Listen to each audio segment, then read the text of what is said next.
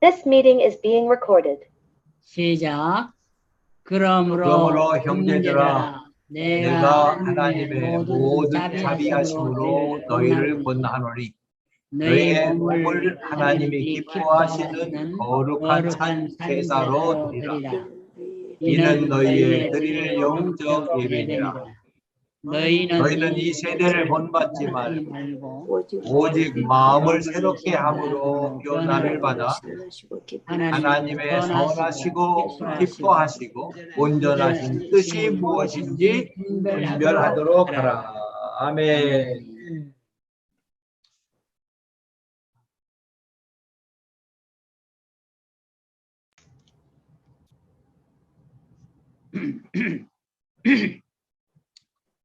오늘은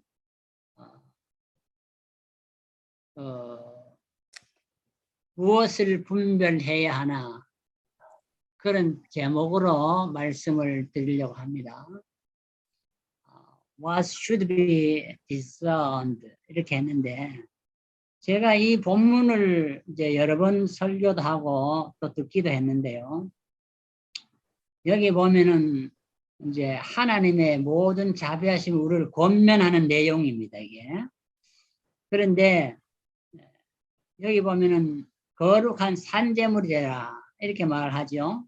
거룩한 산제물. Holy living sacrifice 이렇게 했는데 그 다음에 이게 영적 예배다. 영적 예배. spiritual worship이라고 그랬죠. 그리고 이 세대를 본받지 말고 오직 마음을 새롭게 함으로 변화를 받으라 이렇게 했는데 이렇게 산제물이 되고 변화를 받으면은 우리가 어떻게 될까요? 그 다음부터는 하나님의 선하시고 기뻐하시고 온전한 뜻이 무엇인지 분별하는 삶을 살게 된다. 그것입니다. 그래서 오늘은 여기 분별이라는 단어에 우리가 포커스를 두고 말씀을 증거하려고 합니다. 분별. 그런데 우리가 하나님의 백성이라면은 또 변화를 받은 중생한 성도들이라면은 이 분별력이 있는 그런 삶을 살아가야 할 것이라는 것입니다. 성경을 볼 때에 우리가 무엇을 분별해야 할까요? 성경은 우리에게 분별해야 할 것을 가르쳐 줍니다. 무엇을 분별하는 것이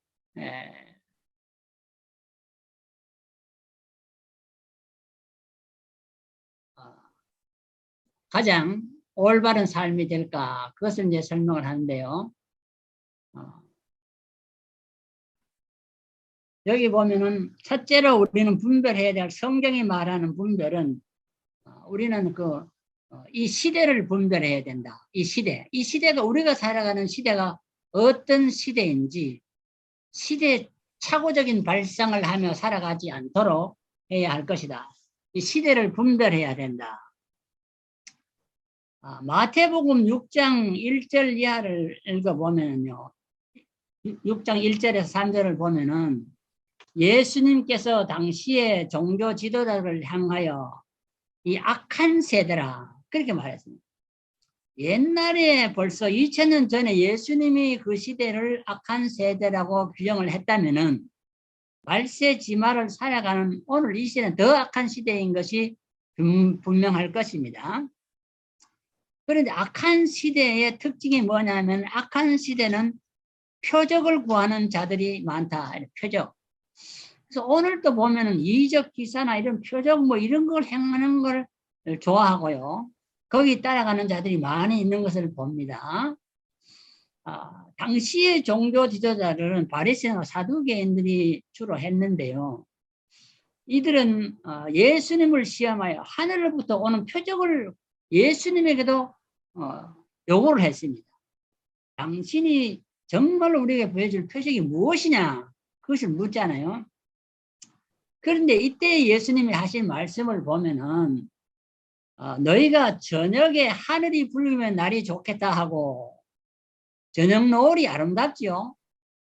저녁 노을이 아름다운 저녁 노을이 붉으면은 그것은 좋은 날씨입니다. 그런데 아침에 날이 붉고 흐리면 이거는 날이 오늘날은 좋지 않다. 아침에 아침 노을이 이렇게 붉게 되면 이건 그날 날씨가 나쁘다는 것입니다. 근데 이 시대는 너희들이 이 날씨는 잘 분별할 줄 아는데 어찌해서 너희는 이 시대는 분별할 줄 모르느냐 이렇게 반문을 하는 거죠. 이게 당시 그 지도자들을 향한 얘기입니다. 지도자가 이 시대를 분별하지 못하니까 그 지도자를 따라가는 성도들도 분별하지 못하지 않아요. 소경이 소경을 인도하는 꼴이 되는 것이 않아요. 그래서 오늘 특별히 이 말세지마를 살아가는 우리들은 지도자들이 오늘 이 시대가 어떤 시대인지 바로 알려줘야 할 사명이 있는 것 같습니다. 옛날처럼 우리가 표적을 따라가서는 안 된다는 것입니다.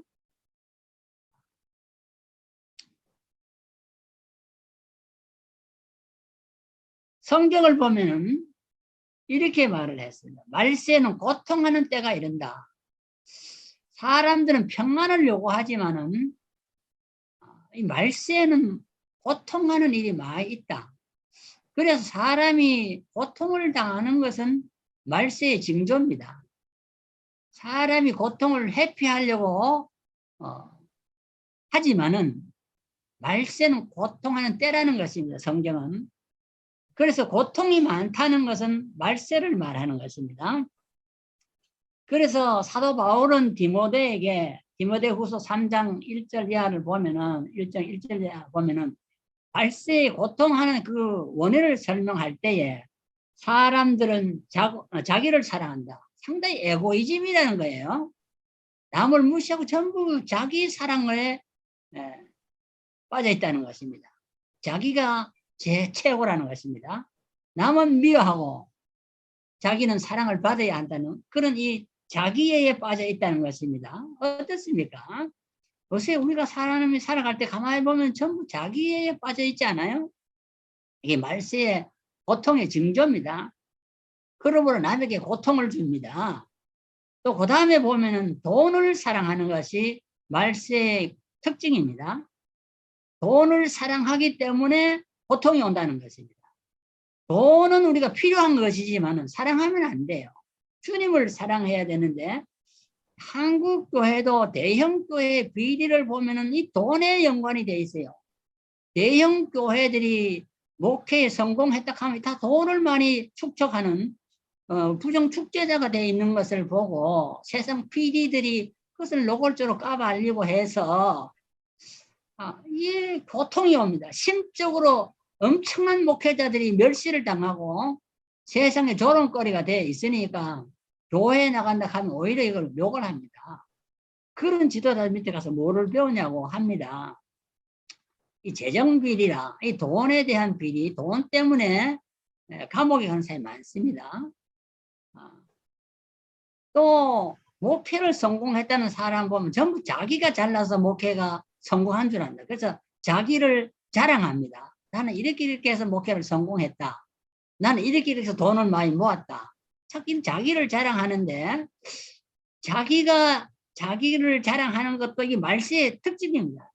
남을 자랑해주고 주님을 자랑해고 우리 복음을 자랑해 자신을 자랑한다는 것입니다. 또 교만하고 비방하고 부모를 거역하고 요새는 보면은 부모를 거역하는 자녀들이 너무 많이 생깁니다. 우리가 자녀를 위해 기도할 때 자녀들이 부모에게 순종하는 것이 하나님 뜻인데 이 거역하는 시대에 우리가 살아가니까 오늘날 부모들이 부모로 하기 참으로 힘든 세계에 살아갑니다. 또 감사가 없어요. 불평은 많은데 감사가 없습니다. 거룩하지 아니합니다. 세속의 물결을 따라 살아갑니다. 무정합니다. 남에게 정을 주지 않아요. 그리고 원통한 일에서 풀지 아니한다. 원한을 품고 한평생 살아가요. 정을 초한 날 원한을 품으면 섣달 끝날까지 풀지 않고 살아간다는 것입니다. 이 말세의 특징들입니다. 남을 모함합니다. 없는 허물도 만들어서 뒤집어 씌웁니다. 절제하지 못합니다. 상당히 방탕한 생활을 해나갑니다. 상당히 소득이 적은 우리 시대에도 오리고기 시대도 불평 없이 살았는데 요새는 3만불, 4만불 시대를 하는데도 불평이 많아요. 이게 이상해요. 쾌락을 좋아합니다. 자만합니다. 이 모든 것들은 보면은 그래서 교인들이 숫자는 늘어지고 대형 교회는 되는데 경건의 모양은 있고 성경 찬송도 교회는 오지만은 경건의 능력을 잃어버렸다. 이렇게 성경 이게 말세의 특징이라는 것입니다. 우리 여러분 주변에는 어떻습니까? 이런 사람들이 없으니까 우리의 교인들 중에는 그런 사람이 없을까요? 있다는 것입니다. 그래서 사도 바울이 디모데에게 목회하는 디모데에게 이 부탁을 하는 이런 것이 말세 반드시 있다. 특징이다. 그랬습니다. 그래서 만물의 마지막이 가까웠기 때문에 사도 베드로는 뭐라고 했습니까? 정신을 차리고 근신하여 기도해라. 무엇보다도 뜨겁게 서로 사랑해라. 사랑은 허다한 죄를 덮는다. 또 선한 청지기 같이 서로 봉사하라. 모든 영광은 하나님께 돌리라. 이런 얘기를 베드로 전서 4장 7절에 설명을 합니다. 말세를 살아갈 때에 베드로도 이런 말을 우리에게 합니다. 그래서 이걸 기도해야 됩니다. 쉬지 말고 깨어 기도해야 됩니다. 왜? 시험에 들고 자꾸 넘어지기 때문에 그렇습니다. 대형 교회 하나가 넘어지면은 그 수천 명, 수만 명이 넘어집니다. 한국 교회 전체가 무너질 수가 있습니다. 작은 교회는 하나 무너져도 별 소식이 안 났는데요. 뉴스가 보도도 안 하고 큰 교회가 무너지면 그건 대서특별을 합니다. 또 서로 사랑하라고 했는데 제1로 하나님을 목숨을 다하고 마음을 다하고 뜻을 다 사랑하고 이웃도 내 몸과 사랑해라 이렇게 하지 않습니까? 말세는 사랑이 식어지는 것이 특징입니다. 또 서로 대접하고 서로 봉사하기를 힘쓰라고 했는데 대접을 받기는 좋아하는데 봉사를 받기는 좋아도 봉사하려고 하는 사람이 드뭅니다. 헌신이 필요하지 않아요. 시간을 내고 돈을 내고 물질을 내야 봉사가 되는 이게 안 되는 거죠. 그래서 우리는 이 말세를 살아갈 때 정말로 우리가 쉬지 말고 기도해요. 하나님을 뜨겁게 사랑해요. 이웃도 사랑해요.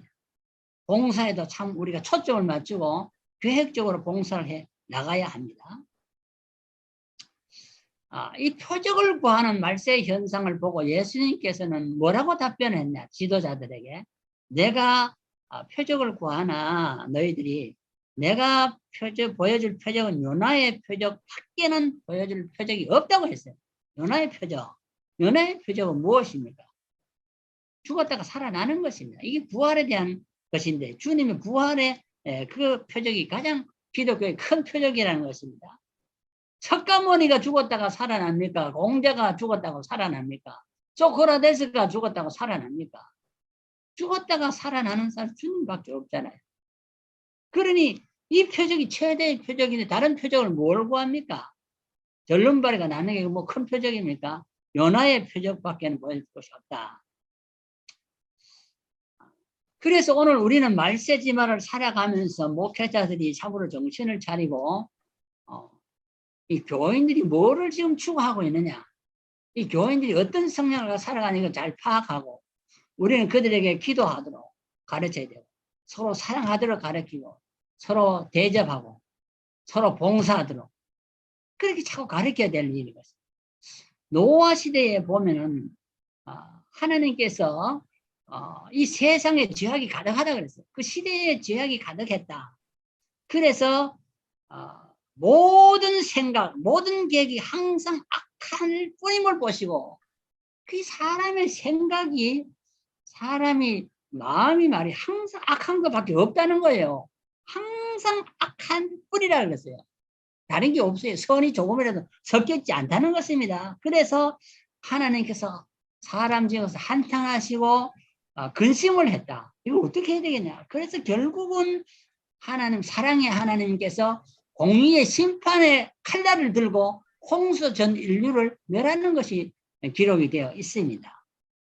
이게 창세기 6장에 기록되지 않아요. 그러니까 왜 하나님께서 자비와 긍휼과 사랑이 많은 하나님께서 인류를 그렇게 비참하게 홍수를 다 멸하시느냐 하지만은 회개할 기회를 주어도 깨닫지 못하고 하나님을 대적하니까 결국은 공의의 칼날로 쓸어버린. 지옥이 왜 생겼을까요? 사랑이 없어서 지옥이 생깁니까?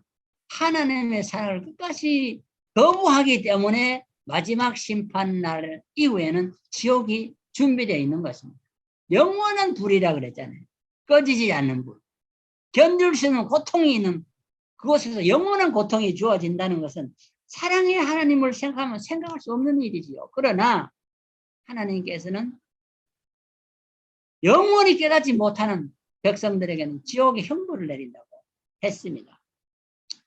그러나 니느웨 성같이 요나의 외침을 듣고 회개할 때는 그 멸망할 수밖에 없는 니느웨 성도 다 구원을 받는 것입니다. 왕으로부터 모든 짐승들에게까지 금식하고 하나님께 바로 살겠다고 회개할 때는 멸망의 도성이 구원의 도성으로 바뀌는 것을 볼 수가 있다는 것입니다. 그러므로 오늘 우리는 이 시대를 잘 분별해야 돼요. 우리가 살아가는 시대, 오늘 이 시대의 목회자들이 무엇을 추구하고 오늘 교인들의 성향이 무엇인지를 바로 알아서 우리는 이 시대를 바로 가르쳐주고 잘못된 성향을 가지고 살아가는 사람을 바로 잡아줄 필요가 있다고 성경을 가르쳐줍니다.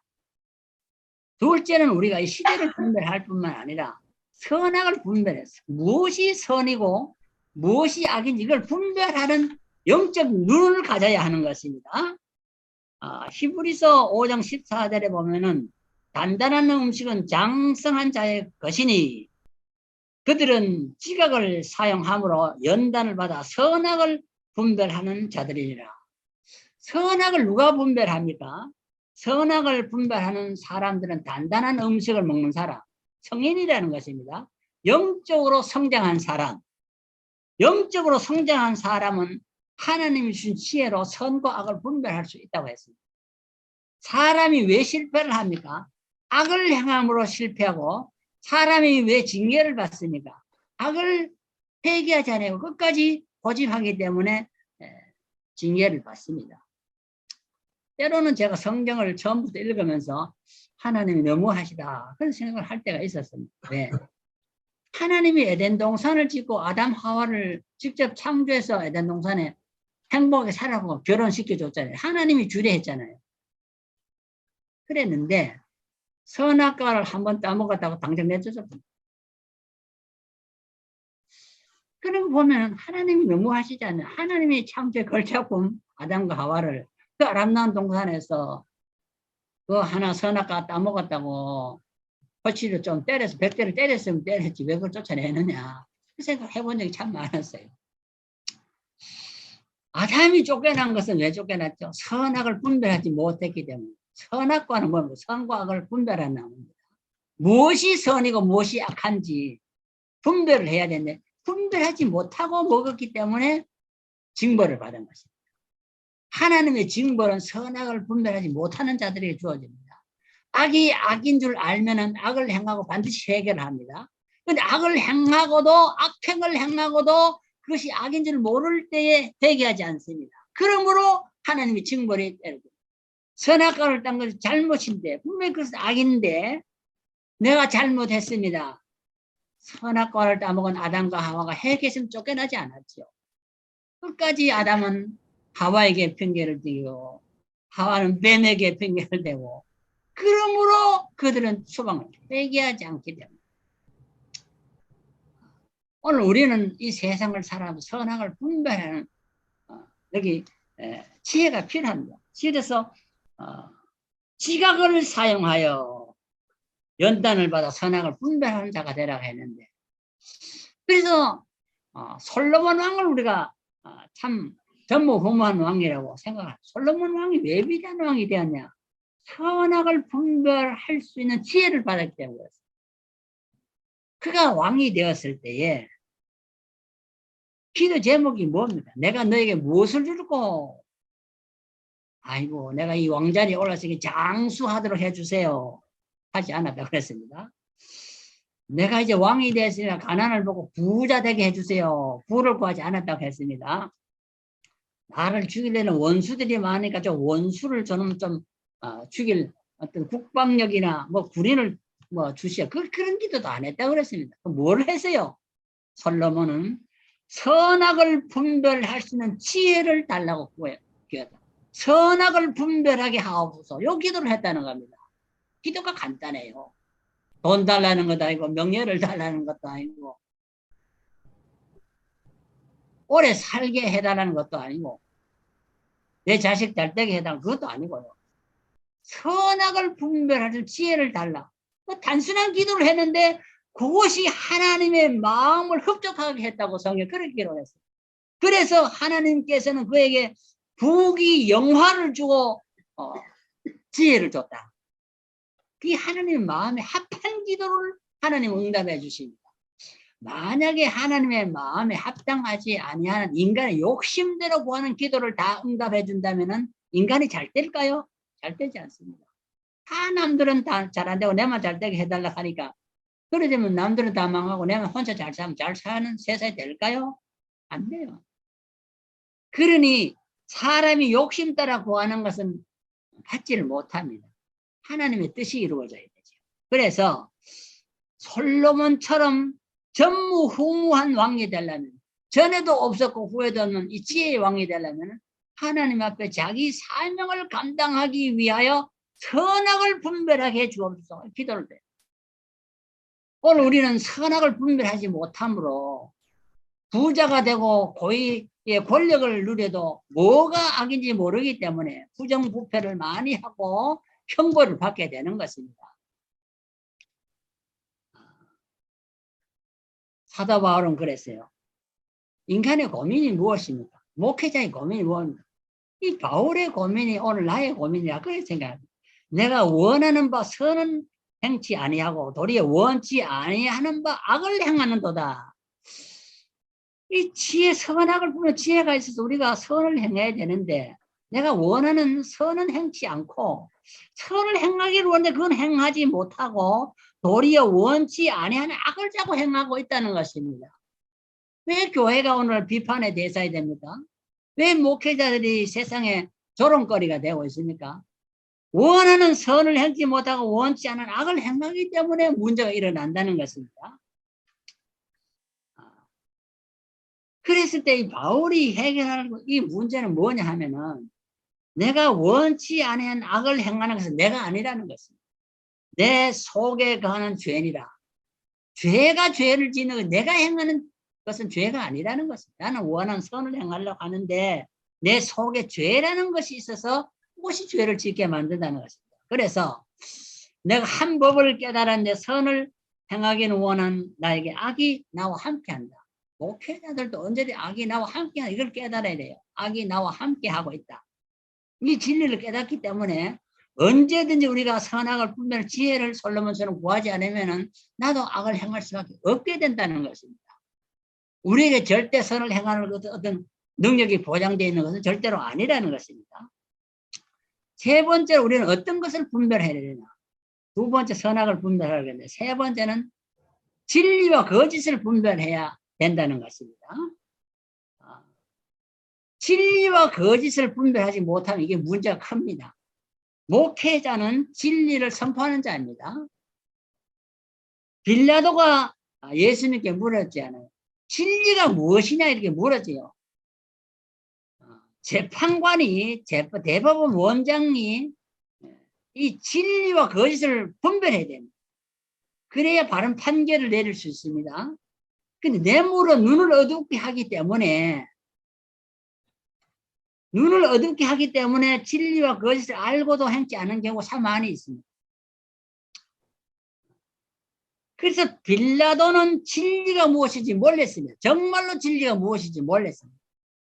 진리를 깨닫지 못했습니다. 그래서 진리가 무엇이냐고 물었습니다. 그런데 예수님이 이 답을 냈습니다. 내가 곧 길이요 진리요 생명이라. 이게 요한복음 14장 6절에 기록이 되어 있지 않아요. 예수님이 진리라는 것입니다. 그러므로 예수님을 바로 알고 예수님을 바로 영접할 때에 그는 진리를 선포하게 되고 진리를 따라가게 되는 것입니다. 교역자라는 것은 무엇입니까? 바른 성도라는 것은 무엇입니까? 진리의 말씀을 옳게 분별하는 자입니다. 거짓을 선포해도 아멘 하면 그건 잘못된 것입니다. 목회자가 거짓을 선포할 때도 있습니다. 왜? 거짓 선지자가 하도 많으니까요. 우리는 진리와 거짓을 분별할 수 있는 영적인 이 분별력이 있어야 하는 것입니다. 똑같은 종이지만은요, 거기다가 그 지폐를 만들면 그래서 달러가 됩니다. 종이 1불짜리 그거 뭐 종이 값으로는 1불이 되겠어요? 그러나 은행이 그것을 바로 발행한 돈이면 그것은 1불이 되는 거고 100불이면 100불이 되는 것입니다. 종이 한 장이 차이가 다릅니다. 우리는 하나님의 인정된 이 진리의 분별자가 돼. 성경을 말할 때에 그 진리가 무엇이냐고 할 때에 요한복음 17장 17절에는 아버지, 하나님 아버지의 말씀이 진리라 이랬어요. 말씀이 진리다. 하나님 아버지, 하나님이 진리라는 거. 하나님이 입으로 하는 건 다 진리입니다. 하나님이 진리이기 때문에 그 입으로 나온 것이 진리입니다. 요한복음 14장 중 예수님이 진리입니다. 말씀이 육신으로 이 세상에 오신 예수님이 진리라고 그렇게 말을 했습니다. 그래서 사도 요한이 증거할 예수는 진리가 충만했다. 진리가 완전히 꽉 찼다는 것은 거짓이 들어갈 틈이 없다는 것입니다. 충만이라는 것은.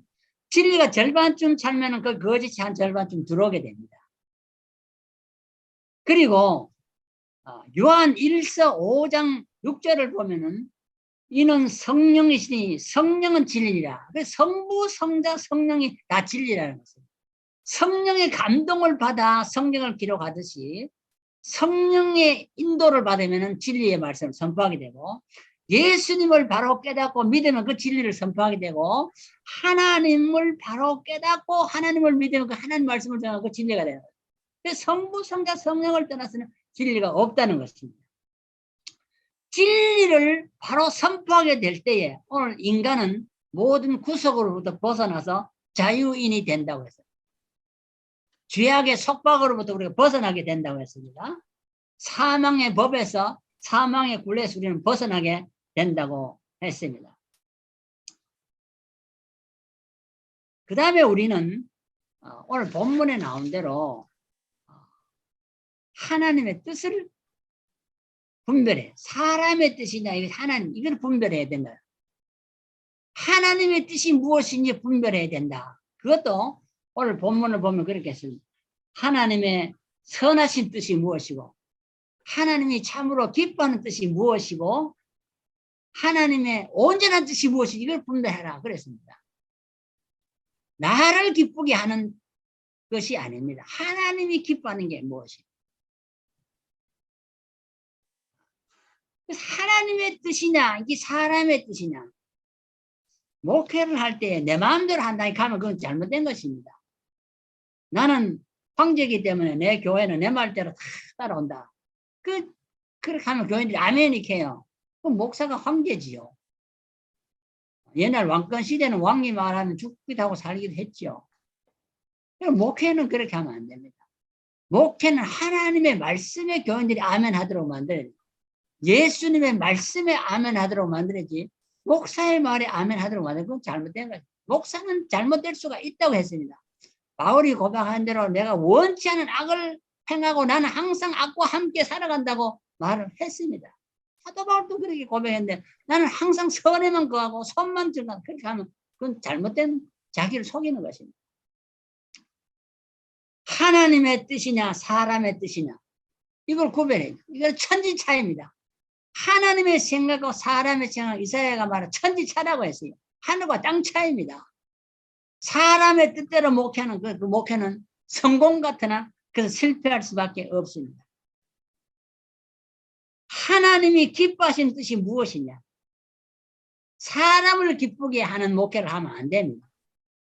나는 저 사람이 헌금을 많이 저 사람을 기쁘게 하는 설교를 해도 그 잘못된 설교입니다. 나를 기쁘게 하는 설교를 하면 안 됩니다. 하나님이 기뻐하는 메시지를 증거해요. 그리고 거룩한 하나님이 기뻐하시는 설교를 해야 됩니다. 나를 기쁘게 하고 교인들을 기뻐해 무슨 희극 배우처럼 강대상에 앉아서 세상 얘기하고 정치 얘기하고 그러면 안 됩니다. 하나님이 그 설교를 듣고 기뻐하시겠습니까? 저놈이 내 말을 하나님의 말씀을 전하라고 기름 부어 세웠더니 저것이 교인을 기쁘게 하려고 저렇게 헛소리를 하고 있다. 그렇게 하지 않겠어요? 그 시간 낭비입니다. 하나님 앞에 반드시 그 심판을 받아. 저는 그렇게 믿습니다. 목회자라고 지 마음대로 설교해도 하나님 오케이. 절대로 그렇게 하지 않는다는 것입니다. 자, 그래서 하나님의 뜻이냐 사람의 뜻이냐 이것을 바로 해야 된다. 데살로니가전서 4장 3절에 보면 이렇게 썼습니다. 하나님의 뜻은 이것이니 너희의 거룩함이라 곧 음란을 버리고 여러 가지 죄악을 버리는 것이 하나님의 뜻이라고 했습니다. 거룩은 죄악과 멀리 떨어지는 것입니다. 거룩은 죄악을 버리는 것입니다. 사람이 실패할 때 돈 때문에 실패하고 실계 때문에 여자 때문에 실패하고 이런 케이스가 참 많이 있어요. 성공했다는 사람들이 그것 때문에 실패를 합니다. 그 거룩하지 못하기 때문에 그렇지 않아요. 그래서 내가 거룩하니 너희들 거룩하라. 죄와 멀리 떨어지는 삶이 이것이 거룩의 삶입니다. 거룩의 비결이 무엇입니까? 데살로니가서 4장 5절에 보면 하나님의 말씀과 기도로 거룩해지느니라. 그래서 말씀 중심으로 살아가고 기도로 하나님 앞에 늘 우리가 엎드려 기도. 나는 부족합니다. 하나님이 내게 능력을 주시고 하나님이 오늘도 내 입술을 주장하시고 나를 주장하사 말씀을 바로 증거하겠다. 늘 이렇게 겸손히 엎드려 기도해야 됩니다. 내 아버지의 뜻은 아들을 보고 믿는 자마다 영생을 얻는 것이라. 영생이 다른 길에 있는 것이 아니고 바로 아들을 믿는 것, 예수 그리스도 믿는 것이 바로 이것이 구원이고 영생의 길이라. 이것을 바로 가르쳐야 됩니다. 오늘도 많은 교회들이 현감으로 구원받는다는 지를 너무 많이 강조합니다. 새벽기도 나온다고 구원받는 것도 아니고 11조 낸다고 구원받는 그건 다 잘 믿는 자들의 삶의 열매로 나타나는 것이지 구원은 예수를 믿음으로만 받는 이것이 종교개혁의 원리잖아요. 부교, 캐톨릭에서 나온 원리잖아요. 오늘도 행위가 구원의 플러스가 된다. 그리스도의 십자가로만 구원을 얻는 것이 아니라 내 행위가 플러스 된다. 십자가 플러스 내 행위, 내 선행. 이건 잘못된 이단이. 한국 교회가 어지러운 것을 보면 많은 이단들이 나오는 것을 우리가 볼 수 있습니다. 한국 교회는 이단이 참 너무 많이 나오는 것을. 예수 잘 믿어서 큰 교회, 세계적인 대형 교회가 나오는 것도 한국이지만요. 한국에는 이단들도 세계적으로 제일 많이 나온 것이 한국이라. 저는 그렇게 생각합니다. 왜 그러냐? 목회자들이 진리를 바로 선포하지 않기 때문에 교인들이 쉽게 이단으로 넘어가 버려요. 진리로 바로 무장시켜 놓으면은 이단인지 삼단인지 구별할 수 있는 이 지능이 생기는데 그것이 없으니까 이단이 무슨 얘기하면 그대로 넘어갑니다. 귀신을 쫓는 자는 김기동 목사, 그 사람은 귀신을 쫓아내는 목사라고. 그렇다고 그 사람이 바로 됩니까? 그 사람 많은 부정이 드러나요 지금. 그렇게 하면 통일교, 신천지, 뭐 하나님의 장막 성장, 이게 뭐 문성 이런 거 한국에 왜 그렇게 이단이 많은지 몰라요. 근데 거기 따라가는 사람이 한두 명이 아니라는 것입니다. 그 한 사람이 따라가는 그 많은 무리들이 다 기성교인들이라는 것입니다. 예수 안 믿는 사람이 따라가는 게 아닙니다. 교회에서 다 그걸로 무대기로 홍수처럼 쏠려가는 것입니다. 오늘 우리는 참 은퇴했지만은 분별하는 이 지혜를 받아서 분별한 목회를 하도록 우리 후배들에게 가르치고 본을 보이고 살아가야 합니다. 최후의 심판은 양과 염소를 분별하는 것입니다. 어느 것이 양이냐, 어느 것이 가짜 목사냐, 어느 것이 가짜 장로냐, 양과 염소를 분별하는 것이 최후의 심판이라. 그 심판에서 우리는 양쪽으로 가야 되잖아요. 우측에 있어야 되지 않겠어요? 사람은 속을 수 있지만 하나님은 절대로 속지 않습니다. 염소를 양이라고 이렇게 받아놓지 않는다는 것입니다. 우리는 목회할 때 저게 기도 열심히 하고 뭐 헌금 열심히 하면 양인 줄 아는데 그게 염소가 될 수 있다는 것입니다. 제일 잘 믿는 사람들이 목회자를 걸어서 싸우는 경우도 너무 많이 봤습니다. 그러므로 우리는 분별하는 신앙을 가지고 분별하는 목회를 할 수 있도록 살아감으로 내 신앙생활이 그렇게 함으로 하나님을 기쁘시게 하고 하나님이 최후의 심판대 양과 염소를 분별할 때 우리는 하나님 편에 양편에서는 그런 삶을 남은 생에도 살아가야 될 줄로 믿습니다. 기도드리겠습니다. 네. 하나님 아버지 감사합니다. 참 혼돈한 세계에 저들이 살아갑니다. 분별력이 없어서 좌충우돌하는 경우가 너무나도 많습니다. 하나님 오늘 우리에게 분별하는 지혜를 주셔서 장성한 신앙인으로서 후배들에게 본을 보이며 많은 성도들에게 본을 보이며 바른 길을 걸어갈 수 있도록 우리가 달려갈 길을 잘 달려가서 마지막 주님이 분별한 양과 염소를 분별할 때 우리 하나님의 분별력에 하나님 편에서는 우리 모두가 될 수 있도록 인도하여 주시옵소서. 예수님의 이름으로 간절히 기도드리옵나이다. 아멘.